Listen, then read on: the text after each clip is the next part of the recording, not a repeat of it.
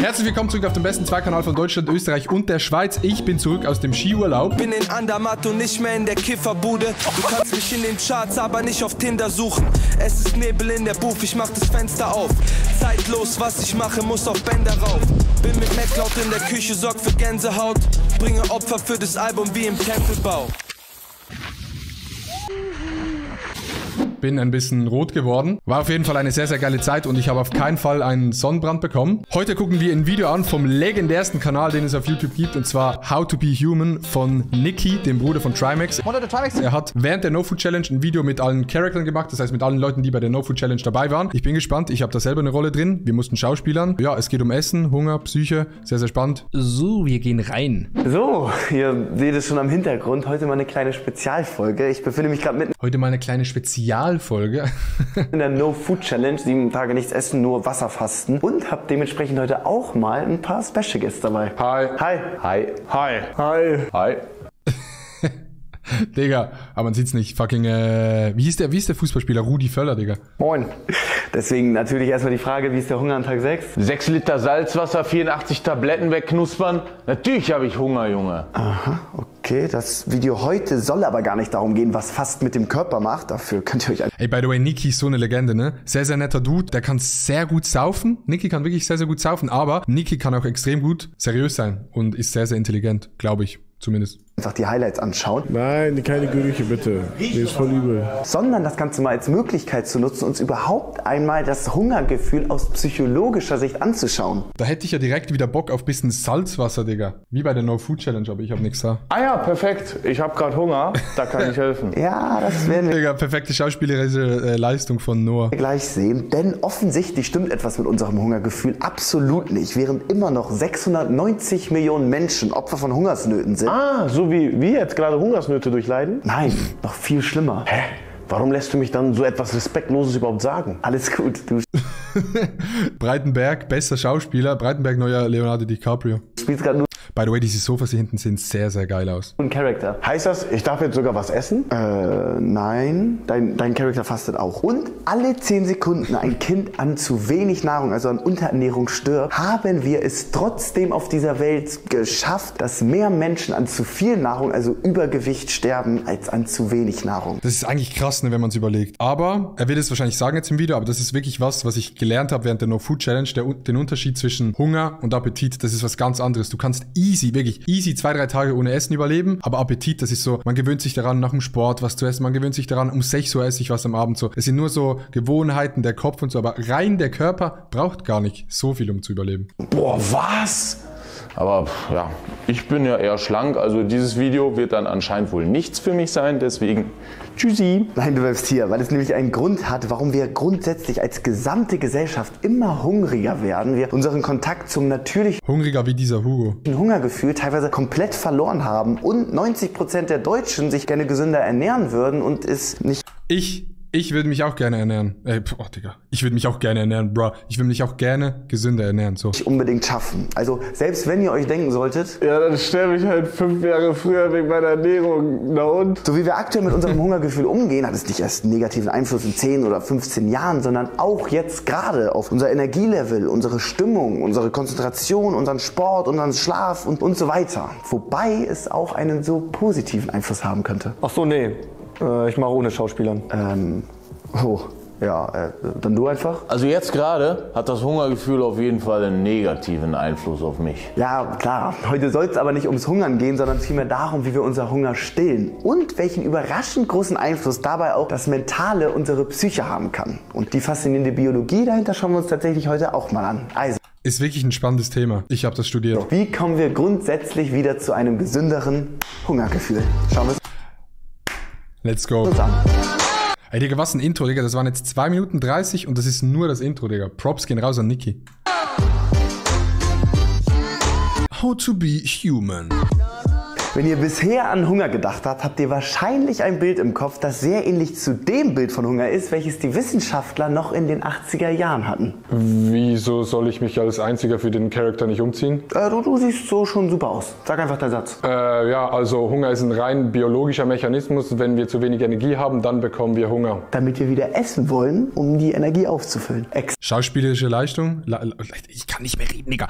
Schauspielerische Leistung, eine absolute 10 von 10. Exakt. Hier spricht man auch von der sogenannten Sollwerttheorie. Die Sollwerttheorie. Demnach haben wir nur Hunger, wenn unser Körper Energie braucht, also unter einem... Was ja auch Sinn macht. Also ganz dumm gesagt, isst ja der Körper nur, dass er Energie hat. Dem Körper ist ja scheißegal, was du isst. Ob du Pizza isst, Zwiebeln, keine Ahnung, ein Smoothie, das ist ja dem Körper komplett egal. Wir essen es ja nur, weil wir es gerne mögen im Mund, aber dem Körper ist egal, der braucht ja nur Energie, actually. ...bestimmten Sollwert fällt und nur etwas zu essen diese Energie wiederherstellen kann. Du hast recht. Problem ist nur, dass Schweizerdeutsch. keiner auf diesem Kanal Schweizerdeutsch versteht und dass das so ziemlich die Geil, Digga. falsche Fick die doch, Alter. Keiner versteht das Schweizerdeutsch. Fick die doch alle.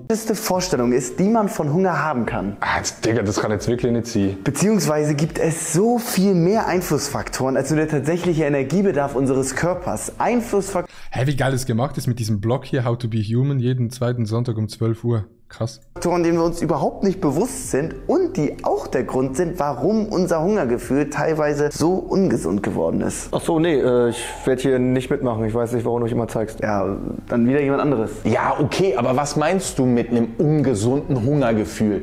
Am Ende des Tages ist es immer noch ein biologischer Mechanismus unseres Körpers. Eben nicht, denn Hunger spielt sich, also vor allem bei uns in den Industrieländern, zum größten Teil... Ey, Digga, ich gucke immer in die Cam und mein Gesicht sieht aus wie so von so einem fucking Skilehrer, Digga, der so 40-jährige Müttern anmacht auf dem Berg, so. Odi, odi, odi, odi. Sieht man meinen Abdruck? Nicht, oder? in unseren Köpfen, also psychologisch ab. Also wirklich, was ist das denn für ein Bullshit? Also da könnte ich ja auch problemlos einfach, weiß nicht, beispielsweise 6 Tage nichts essen. Ja. Das habe ich gemacht. Ja, wann hast du denn das letzte Mal was gegessen? Ja, vor 6 Tagen. Das könnte ein Hinweis darauf sein, dass unser Körper trotzdem funktioniert, aber noch viel krasser und überraschender und Ich sag mal so, ich will jetzt dieses Video nicht spoilern, aber wir leben alle noch. Das heißt, es funktioniert. absurder und einfach mindblowing sind die vielen psychologischen Studien dazu, die zeigen, wieso By the way, Niki weiß das alles, weil der sich actually als einziger auf die No-Food-Challenge vorbereitet hat. Ich habe nichts gelesen. Ich habe am Tag vorher noch Pizza gegessen, Käseschnitten, das ist so ein Schweizer Gericht, so Brot mit Käse. Und Niki war der Einzige, der, glaube ich, schon Wochen vorher seine Ernährung runtergefahren hat. Also so irgendwie sich ketogen ernährt hat, also keine Kohlenhydrate, dann Tage davor nur leichte Kost gegessen hat. Leichte Kost, weil er sich halt fürs Video nicht reingelesen hat. subjektiv und teilweise auch random unser Hungergefühl sein kann. Deswegen würde ich sagen, schauen wir uns diese Studien direkt mal an. Stopp, warte. Wieso? Ich habe da noch was zu sagen. Ach ja, verdammt, du hast recht. An dieser Stelle einmal ein wichtiger Disclaimer. Mach dieses Wasserfasten ohne Erdsichtaufsicht auf gar keinen Fall nach. Das ist brandgefährlich. Das hast du Danke, Breitenberg. wunderbar gesagt. Jetzt die erschreckenden Studien zu unserem Hungergefühl. So psychologisch ist unser Hunger. In einer Studie zum Beispiel aus 2005 hat man 2 Versuchsgruppen Tomatensuppe zum Essen gegeben. Der einen Gruppe ganz normal, einfach ein Teller Tomatensuppe. Und bei der anderen Gruppe wurde die Tomatensuppe anhand eines Schlauchs, der unterm Tisch verlief, während des Essens immer wieder nachgefüllt. Wie geil ist das denn? So All-You-Can-Eat-mäßig? Ja, aber das Wichtige, das passierte geheim. Die Versuchsgruppe hat es also gar nicht mitbekommen. Naja, ist ja trotzdem Bombe. Da muss ich ja nicht mal aufstehen zum Nachfüllen. Ja, warte mal noch ab. Digga, Noah.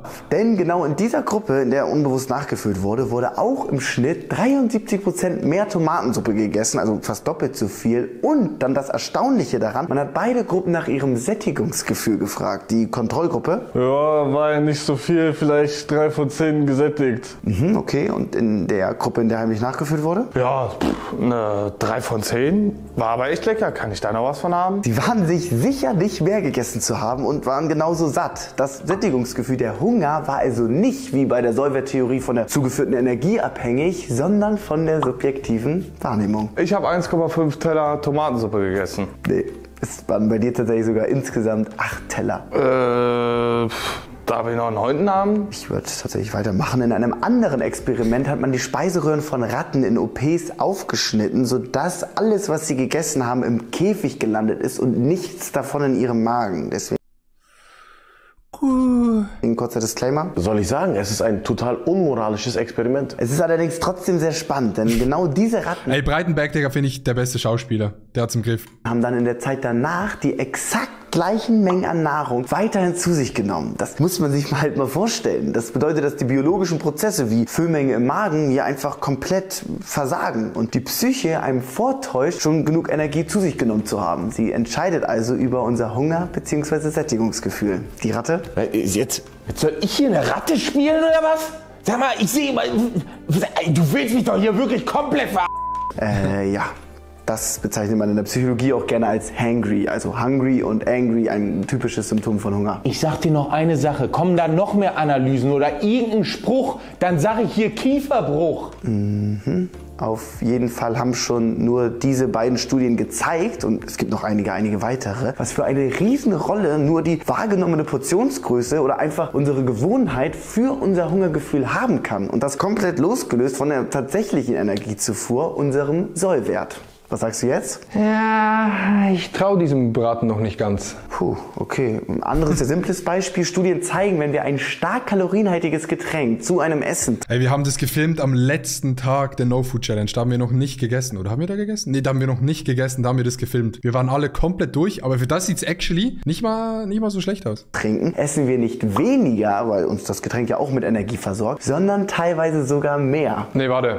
Das macht doch gar keinen Sinn. Okay, wenn das schon für dich verwirrend ist, es geht tatsächlich noch einen Schritt weiter. Meine persönliche Lieblingsstudie auf diesem Bereich. Schon nur der Digga, immer diese Studien. Ich glaube, du kannst wirklich zu jedem Thema irgendeine Scheißstudie finden, wo sie 2 Gruppen gemacht haben und irgendwas verändert haben. Und so eine Studie hat man tatsächlich auch zu diesem YouTube-Kanal gemacht. Man hat Leute diesen Kanal abonnieren lassen und andere Leute haben diesen Kanal nicht abonniert. Und man hat gemerkt, dass Leute, die diesen Kanal abonniert haben, deutlich mehr Sex haben und ein glücklicheres Leben führen. Glaube, was man gerade isst, kann drastisch unser Hungergefühl beeinflussen. Nee, stimmt nicht. Doch, hungrige Teilnehmer der sogenannten Milkshake-Studie von Alia Crum haben in der ersten Versuchsgruppe den Genuss-Milkshake mit 620 Kalorien bekommen. Der anderen Gruppe hat man den Diät-Milkshake mit nur 140 Kalorien gegeben. Und Okay, die heißt, sie haben einen Milkshake bekommen mit 680 Kalorien und die anderen einen Diät-Milkshake, okay?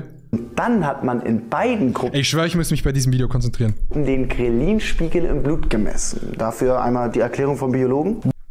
Was? Ich habe absolut keine Ahnung von Biologie. Oh, dann bleibt mir eigentlich nichts anderes übrig, als es selber zu machen. Grelin Boah, einfach Bob Ross, Digga. wird häufig auch als das Hungerhormon bezeichnet. Sprich, wenn wir länger nichts essen, steigt unser Grelin-Spiegel. Wir haben Hunger und wenn wir dann wieder was essen, je nachdem wie viel und wie kalorienhaltig, sinkt unser Grelin-Spiegel wieder. So, und wie erwartet ist in der Genuss-Milkshake-Gruppe der Grelin-Spiegel deutlich stärker angestiegen. Genau genommen sogar 3-mal so stark wie in der Diät-Milkshake-Gruppe. Aber, und jetzt kommt der Twist, weswegen ich diese Studie auch so faszinierend finde, das war alles Ey, das ist so krass. Man sieht es dem wirklich im Gesicht an, dass er diese Studie richtig geil findet. Ich glaube, der wird sogar diese Studie bumsen. Ich glaube, der wird die Studie angucken und dann sagen, boah, Digga, das ist besser als ein Porno. Ich muss diese Studie angucken. Das ist richtig geil. Fake.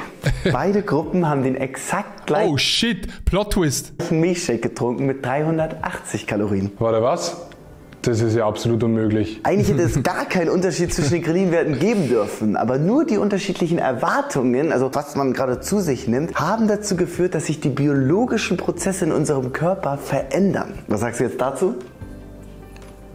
Und ich lege sogar noch einen drauf. Auch aus biologischer Sicht ist die Sollwerttheorie heutzutage einfach nicht mehr aktuell. Dafür der Biologe nochmal. Zunächst ist der Prozess hinterm Hungergefühl deutlich komplexer. Ey, Digga, richtig geiles Video, wirklich. Aber ich muss auch ganz ehrlich sagen, ich muss mich konzentrieren. Vielleicht bin ich auch dumm, aber ich muss mich konzentrieren. Als nur ein Schieberegler, der sagt, Körper braucht Essen oder Körper braucht Energie. Insgesamt sind über 20 Hormone bei diesem Prozess beteiligt. Und unser Blut, der Darm, der Magen und das Gehirn, alles ist relevant und interagiert miteinander. Um ein Beispiel zu nennen, Grelin, das bekannte Hungerhormon, funktioniert in erster Linie nach der Uhrzeit bzw. nach dem zirkadianen Rhythmus und passt sich ganz schnell an. Isst du beispielsweise jeden Tag um 12 Uhr Mittag, wird standardmäßig ab 11:30 Uhr Grelin produziert und du wirst hungrig. Oder wenn du jeden Tag 7 Mal isst, dann wird dein Grelin-Verlauf über den Tag eher so aussehen. Was du allerdings zum Beispiel... Digga, das ist bei mir, oder das war vor der No-Food-Challenge wirklich krass so. Aber jetzt, nach der No-Food-Challenge, ist wirklich crazy, Digga. Ich habe früher immer richtig viel gesnackt gesnackt, richtig viel gegessen und ich glaube, deshalb ist Snacken auch scheiße wegen dem Grelin-Wert. Aber jetzt, Digga, ich esse vielleicht so am Mittag was, dann 6, 7 Stunden nix und dann so 7, 8 Uhr abends esse ich nochmal was und dann ist gut, dann bin ich zufrieden. Ist richtig geil, weil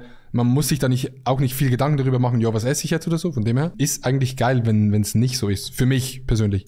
Intervallfasten, also immer 16 Stunden über die Nacht nur Wasser, Tee und Kaffee zu sich nehmen, wird nach einer gewissen Zeit dein Grelin-Verlauf über den Tag viel mehr so aussehen. Sprich, rein biologisch entscheiden auch eher Gewohnheiten darüber, ob wir hungrig sind und weniger der tatsächliche Energiebedarf, unser Soll. In kurz, wir sehen hier einige exemplarische Gründe, warum die Sollwerttheorie heute einfach als wissenschaftlich überholt gilt. Also ja, was machen wir jetzt mit dir? Du bist jetzt irgendwie überflüssig, oder?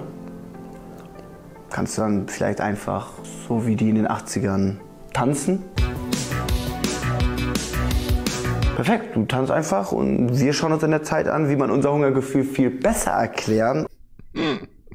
Ey, Digga, geil. Und auch für sich selber besser verstehen kann. Let's go. Und auch für sich selber besser verstehen kann. Ey, das ist hier wie so Galileo mit so diesen Zwischeneinblendungen. Unser Hungergefühl im 21. Jahrhundert. Ey, sag mal, könnte ich ein Synchronsprecher werden? Unser Hungergefühl im 21. Jahrhundert. Eine Studie von Nikolaus Stemmler. Also heutzutage verstehen wir Hunger grundsätzlich aus einem anderen... Was machst du denn noch hier?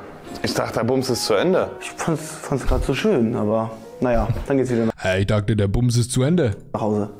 Aber auch wieder schön hier zu sein. Yo, holy shit, Digga, hä? Macher, Denker, Löwe, Bär. Wobei, bin ich jetzt wieder alleine? Ist zum Beispiel der Wissenschaftler aus den 80ern noch dabei? Oh nee, Digga. Shut the fuck up, Digga. Dieser Schnauzer. Nee. Ich muss ein Bild machen und das dem schicken, Digga. Ich kann das alles nicht mehr. Ola Kala, irgend so ein Hoodie. Ja, okay, shut up. Ich bin noch am Start. Okay, irgendwie merkwürdig, aber naja. Also, heutzutage verstehen wir Hunger nicht mehr nach der Aber geil, Grüße gehen raus an Niki, Digga. Sollwerttheorie, sondern vielmehr nach der sogenannten positiven Anreiztheorie. Positive Anreiztheorie. Hunger aufgrund verschiedenster Faktoren. Hier wird unser Hungergefühl als etwas deutlich Komplexeres verstanden, denn Hunger kann durch ganz viele verschiedene Reize und Faktoren beeinflusst werden. Auf der einen Seite natürlich auch durch so etwas wie einen leeren Energietank, wie bei der Sollwerttheorie, oder beispielsweise auch durch die Füllmenge unseres Magens. Wieso mache ich gerade alles wie für Grundschüler vor? Aber eben auch zum Beispiel der Geruch von frisch gebackenen Croissants oder ein Bild von einem besonders leckeren Burger.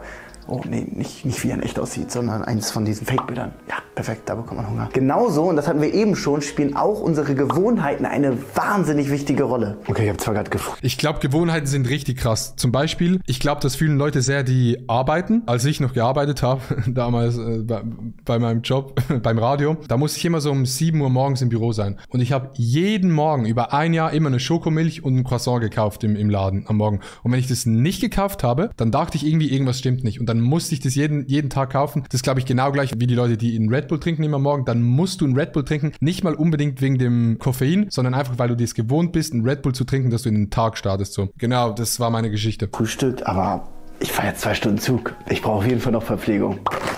Okay, perfekt. Kann losgehen. Ein paar Sekunden später. Verdammt. Was mache ich jetzt? Ja, auch Langeweile kann ein Grund für Hunger sein. True, Digga, ey. Holy shit, habe ich viel gegessen oder esse ich viel durch Langeweile? Ich chill einfach zu Hause, Digga, und dann mache ich mir eine Käseschnitte, Digga, mit Schweizer Raclette-Käse. Kann man nichts falsch machen. Ob die hier wohl ein Bordbistro haben? Hä? Vor 5 Minuten warst du doch noch viel größer und konntest auch viel besser schauspielen. Was ist mit den Charakteren passiert? Achso, nein. Ich war einfach nur hungrig. Ich habe 6 Tage nichts gegessen. Ich glaube, daran liegt's, oder? Gewohnheit kann hier übrigens auch bedeuten, dass man beispielsweise, nachdem man eigentlich komplett vollgefressen ist, also schon total satt ist, immer noch einen großen Hunger auf einen Nachtisch hat. Und auch diesen Hunger oder diesen Appetit, diese Lust auf etwas Süßes nach einem Essen, können wir sogar bei Menschen, die das regelmäßig machen, also gewohnheitsmäßig, sogar auf hormoneller Ebene im Körper beobachten. Und auf Verhaltensebene sowieso. Alles geht immer. Ja, wo wir gerade bei Szenen sind, die man kennt, hier direkt die nächste. Vielen Dank. Und du bist dir sicher, du willst wirklich nichts haben? Nein, alles gut, ich habe gerade erst gegessen. Okay, alles klar. Könnte ich noch eine Cola Zero haben? Das wäre tatsächlich super. Super, vielen Dank. Dein Ernst? Schon einfach nur die Verfügbarkeit Ey, ist so krass, wie viele Sachen er sich holen muss für das Video. Das mit dem Skripten ist so richtig geil gemacht. von Essen Digga, ich habe das Video gerade analysiert und durchschaut. kann uns hungrig machen. Und grundsätzlich aber auch das mit anderen Menschen zusammen essen. Eine Studie hat gezeigt, dass wir in Gesellschaft durchschnittlich 50% mehr Essen zu uns nehmen. Und ich hatte früher einen Kollegen, als ich so 12, 13 war, mit dem bin ich immer rausgegangen und dann haben wir immer einen Energy Drink getrunken, weil wir das krass fanden. Und dann wurde es einfach so zur Tradition, immer wenn ich mit dem gechillt habe, habe ich einen Energy Drink getrunken. Sonst nie, Digga. Aber wenn ich mit dem gechillt habe, schon. Und ja, das war eine geile Zeit. das nicht einfach nur aus Höflichkeit, weil deine Oma dich zum 6. Mal nach einer weiteren Portion gefragt hat, sondern weil zusammen Essen etwas Schönes ist. In den Ist, weil Essen, so. meisten Fällen... Leute, warum hab ich jetzt einen Teller Pommes? In den allermeisten Fällen werden wir aber tatsächlich hungrig aufgrund der Erwartung, der Antizipation. Also entweder jetzt ist eine Zeit, zu der ich normalerweise immer esse. Antizipation auf Nahrungsaufnahme. Dann werde ich hungrig. Oder Das war das Krasseste bei der No-Food-Challenge. Antizipation auf Nahrungsaufnahme. Weil du saßt da und du hast das Essen gerochen und dann denkt sich dein Körper durch das Riechen von dem Essen, das in deine Nase reingeht, denkt sich dein Bauch, oh shit, jetzt kommt Essen, was deinem Hirn signalisiert, jetzt gibt's Essen und dann bekommst du Hunger. Und das war das Schlimmste. da einfach die Erwartung, gleich gibt es Essen. Zum Beispiel, wenn deine Freunde dir einen Teller Pommes bestellt haben. Ich wollte die dann jetzt auch essen? Ja, ihr seht schon, es gibt einige Anreize bzw. Gründe, warum wir hungrig sein können. Und man könnte diese Liste noch deutlich länger machen. Deswegen überlegt mal gerne kurz einmal für euch selber, wann bzw. in welchen Momenten habt ihr Hunger oder Appetit, wenn ihr eigentlich genug Energie haben müsstet. Also eigentlich Frühstück esse ich immer, obwohl ich eigentlich easy Energie hätte bis zum Mittag. Snacks am Nachmittag. Digga, Zugfahrt ist halt schon so ein Klassiker. Vom Fliegen irgendwie immer vom Fliegen isst man was. Einfach weil man so das Gefühl hat, jo, ich muss was vom Fliegen essen, obwohl es easy reichen würde. nicht genug gegessen habt. Und schreibt es mal sehr gerne in die Kommentare. Und in der Zwischenzeit, während ihr überlegt, zeige ich euch einfach nochmal den Wissenschaftler. Ey, Digga, shut the fuck up, Niki, Digga. Das sieht nicht aus wie ich. Bruder, dieser Bart ist ein bisschen sass. Mein Bart sieht nicht so aus. Guck mal meinen Bart an. Guck mal, wie schön mein Bart ist. Hast du schon mal so einen schönen Bart gesehen? Das ist ja unglaublich, dieser Bart. Ja, habt ihr? Weil jetzt ist natürlich die Frage, warum es so wichtig ist, sich dieses Verständnis von Hunger immer wieder bewusst zu machen und auch, warum genau hier der Grund für unser ungesundes Hungergefühl begraben liegt. Schauen wir es uns an. Früher im Überlebenskampf war diese Art und Weise, wie unser Hunger funktioniert, genau richtig bzw. sogar überlebensnotwendig. Man musste Reserven aufbauen. Hätte man immer erst Hunger bekommen, wenn man zu wenig Energie hat, hätte einen das sehr wahrscheinlich umgebracht. Wo geht's hier zum nächsten Bordbistro? Solche Fragen waren damals logischerweise völlig utopisch. Man hat dann auch mal ein paar Tage gar nichts zu essen bekommen. Hä, was? Die hatten kein Bordbistro 2000 vor Christus. Cringe. Heutzutage sieht das Ganze mit all den Anreizen, die wir um uns herum haben, allerdings doch etwas anders aus. In anderen Worten, wir werden völlig zu bombardiert mit allen möglichen Angeboten, Werbung, Menüs, grundsätzlich verdammt vielen Möglichkeiten, eigentlich durchgehend irgendetwas zu essen. Es werden hier Fisch. also 1, 2, 3, 4, 5, 6 Anreize ständig getriggert. Man spricht hier auch von einer Reizüberflutung für unser Hungergefühl. Und dann kann man sich auch noch alles Mögliche innerhalb von 20 bis 30 Minuten direkt vom Sofa zu sich nach Hause liefern lassen. Bedeutet im Vergleich zu unserem ursprünglichen Hungergefühl von damals... Ey, Digga, shut the fuck up, Niki, Digga. Obwohl der Hoodie von Ola Kala sehr, sehr geil ist. fehlen uns heutzutage einfach diese natürlichen Grenzen und unser Hungergefühl hat keine Ahnung mehr, wo oben und unten ist. Aber das ist, wie ich finde, nicht mal das Schlimmste. Es geht noch einen Schritt weiter. Bevor wir uns also die praktischen Tipps angucken, schauen wir uns als erstes den Endgegner an. Zucker. Ich sag Zucker. Der Weg zum gesunden Hungergefühl. Zucker. Und dann sagt Niki, deshalb müsst ihr auf eine ketogene Ernährung umstellen, ohne Zucker. Okay, für den absoluten Endgegner unseres Hungergefühls bräuchte ich am besten eine entsprechend epische Stimme, vielleicht mit etwas Hall. Und zwar handelt es sich um ultraverarbeitete Nahrungsmittel. Und klar, man kann sich schon denken, dass Fast Okay, das ist nicht Zucker. Food, Fertiggerichte und Tiefkühlpizza nicht allzu gesund sind. Aber eine bahnbrechende Studie aus 2019 und noch ein paar, die danach gefolgt sind, lassen erahnen, dass es genau diese ultraverarbeiteten Nahrungsmittel sind, warum unser Hungergefühl in den letzten 50 Jahren so dermaßen aus den Fugen geraten ist. Guckt euch dieses Gesicht an. Guckt euch an. Dieser Mann hat einen Master in Psychologie, Digga. Da bin ich raus. Über nur 2 Wochen hat man die Teilnehmer dieser Studie komplett zufällig in 2 Gruppen unterteilt. Die einen haben nur noch ultra verarbeitete Nahrungsmittel zu sich genommen und die anderen wurden ausschließlich mit unverarbeiteten Nahrungsmitteln versorgt. Sprich Obst, Gemüse, Reis, Fisch, Fleisch, Hülsenfrüchte etc. Das Entscheidende und auch so raffinierte an dieser Studie war, dass man beiden Gruppen die exakt gleichen Mengen an Essen mit exakt gleich vielen Kalorien und exakt gleichen Verhältnissen von Zucker, Fetten, Kohlenhydraten, Proteinen und Ballaststoffen gegeben hat. Also bis auf die Verarbeitung der Produkte war alles exakt identisch. Man hat den Teilnehmern aber dann offen gelassen, wie viel sie von den einzelnen Mahlzeiten essen. Davon gab es 3 am Tag. Und dann hat man sie 2 Wochen lang beobachtet. Wow, ich habe die ganze Zeit einfach nur so gegessen, wie ich Lust hatte. Und ich habe tatsächlich 1 Kilo abgenommen in nur 2 Wochen. Oh ja, ich habe tatsächlich 1 Kilo zugenommen. In nur 2 Wochen. Und der Grund dafür sind nicht versteckte Kalorien oder so, sondern tatsächlich das veränderte Hungergefühl. Wieso zeigst du jetzt mich? Ich habe nicht über meinen Hunger hinaus gegessen oder mich irgendwie voll gefressen oder so. Ey, diese Perücke steht Niki actually. Ja, aber du hast trotzdem jeden Tag durchschnittlich 500 Kalorien mehr als ich zu dir genommen. Jeden Tag. Hä, was? Wie kann das sein? Und wie konnte ich das nicht mitkriegen? Genau hier liegt der Knackpunkt. Man konnte zeigen, dass all diese Zusatzstoffe und Verarbeitungsprozesse dieser ultra verarbeiteten Nahrungsmittel unser Biosystem Diese scheiß Stimme. nachhaltig Schaden zufügen. All diese relevanten, wichtigen Hungerhormone, wie zum Beispiel Grelin, werden dadurch zu einem gewissen Grad lahmgelegt. Ein Stück weit verlernt unser Körper die Fähigkeit zu tracken, wie viel und was, also welche Nährstoffe wir zu uns nehmen. 3 Tiefkühlpizzen, 4 Cheeseburger, 2 Curry King und 3 Cola. Das alles in der letzten Stunde.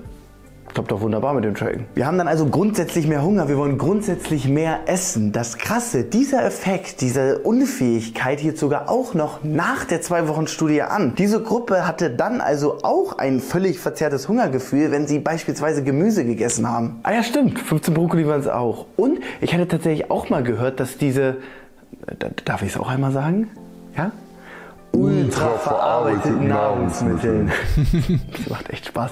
Dass diese alle auch sehr viel versteckten Zucker beinhalten und diese Produkte deswegen auch regelrecht süchtig machen können. Ja, stimmt auch. Ist aber Ich habe gesagt Zucker. Ernährungswissenschaftler. nochmal ein Thema für einen anderen Tag. Viele Wissenschaftler sind sich auf jeden Fall einig, dass genau diese ultraverarbeiteten Produkte dafür verantwortlich sind, dass wir es nach Zehntausenden von Jahren geschafft haben, dass mehr Menschen an zu viel Essen sterben als an zu wenig. Und was man dabei sehr gerne vergisst, Digga, was ist das für eine Frisur? ihr seht schon, ich komme aus der Zukunft, nicht nur unsere Ach so, okay, er kommt aus der Zukunft. So sind Menschen aus der Zukunft aus. Okay. Psyche beeinflusst unser Hungergefühl, sondern auch unser Hungergefühl, also das, was wir essen, beeinflusst unsere Psyche, also unser Energielevel, unsere Konzentration, unsere Stimmung im Moment. Dazu aber nochmal mehr in einem späteren Video und ja, abonniert sehr gerne den Kanal, um mich in circa 6 Monaten wiederzusehen. Wie findet ihr meine neue Frise? So, nach all den eher ernüchternden Nachrichten, kann ich mein Hungergefühl in der Welt von heute überhaupt noch irgendwie retten? Ja, okay. Ketogene Ernährung. Ketogene Ernährung, für die, die es nicht wissen, das ist eine Ernährung ohne Zucker, ohne Kohlenhydrate. Während der Fastenwoche macht man quasi eine ketogene Ernährung. Dann lernt der Körper von Fett Energie zu nehmen und braucht keine Kohlenhydrate. Das heißt, du nimmst ab, es ist gesünder und du kannst viel essen, aber nimmst nicht zu. Und das ist eigentlich gut und viele von der No Food Challenge wollten das auch machen, unter anderem auch meine Wenigkeit. Und ich habe das Ganze tatsächlich einen Tag durchgezogen und zu Hause mir eine Pizza bestellt. Und dann war meine Phase der ketogenen Ernährung auch schon wieder durch. Und wie? Schauen wir uns den einen zentralen Tipp für ein gesünderes Hungergefühl direkt an. Let's go. Laut einer Studie, wie viele Entscheidungen rund um das Thema Essen treffen wir jeden Tag? Schätzt mal in den Kommentaren. Naja, ich esse so 5 am Tag etwas, also ja. 5 Entscheidungen? Nein, viel mehr. Okay, krass. Dann 30?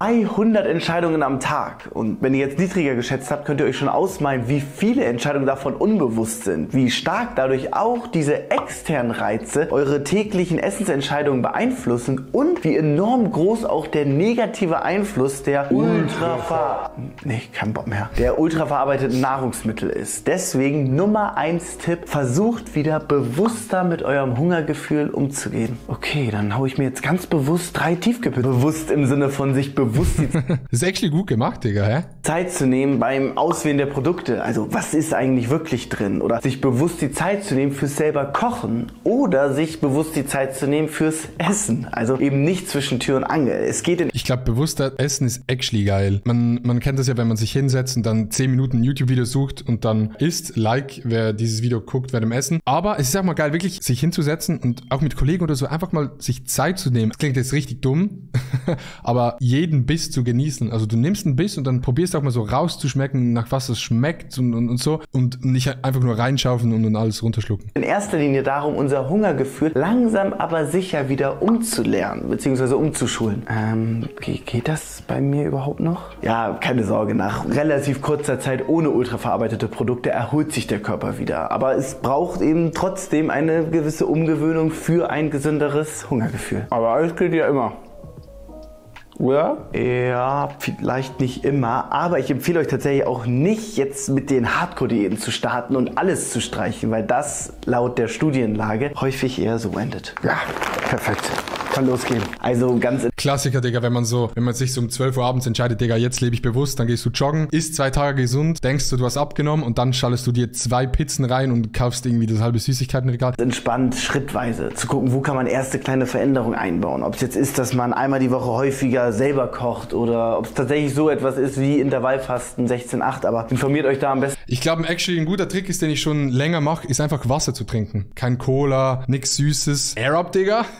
Sehr gut, aber einfach Wasser zu trinken, weil dann trinkst du automatisch schon weniger Zucker und du hast schon ein krasses Geschmacksgefühl nach einer Zeit. Einfach selber. In anderen Worten, ich gönne mir logischerweise ab und an auch noch die ultraverarbeiteten Produkte. Oh, Digga. Oh, das war so geil, nach 7 Tagen wieder essen. Und falls ihr jetzt nach dem gesamten Video trotzdem sagen solltet, Nee, Digga, wenn ich Bock hab, was zu machen, dann mach ich mir was rein, Digga. dann ist das auch okay. Dann hoffe ich zumindest, dass ihr trotzdem Spaß mit den Outtakes habt, die so definitiv nur zustande kommen konnten, weil wir 7 Tage nichts gegessen haben. Aber erstmal, Max, heute hast du das letzte Wort. Ja, Leute, wenn euch das Video gefallen hat, abonniert gerne den Kanal. Ich weiß, welche Videos da noch kommen. Die werden alle geil werden. Lasst einen Kommentar da und dann sehen wir uns im nächsten Video. Haut rein. Tschüss. Digga, aber eigentlich geiler Charakter. Das müssen wir machen. Alter, Max, richtig geil. Deine Haarfarbe. Du hast dich aufgenommen. Ich kann noch nicht mal das Aufstehen zum Arbeiten. Ach, was zum was? Warum arbeiten? Zum Nachfüllen. Boah, da ist echt richtig viel Salz drin, Alter. 0,5 Gramm wahrscheinlich. Ich habe 1,5 Teller, oh Mann. Ich habe 1,5. Ja, okay, jetzt ist meine Cam ausgegangen, scheiß drauf. Ich habe jetzt keinen Bock, mein Akku einzustecken. Leute, ihr seht mich nicht, wir sehen uns beim nächsten Video. Sehr, sehr geiles Video von Niki. Küsse gehen raus, lasst ein Abo da bei diesem Kanal. Sehr, sehr geil. Ich werde mir jetzt eine Tiefkühlpizza reinschallern. Bis zum nächsten Mal. Tschüss.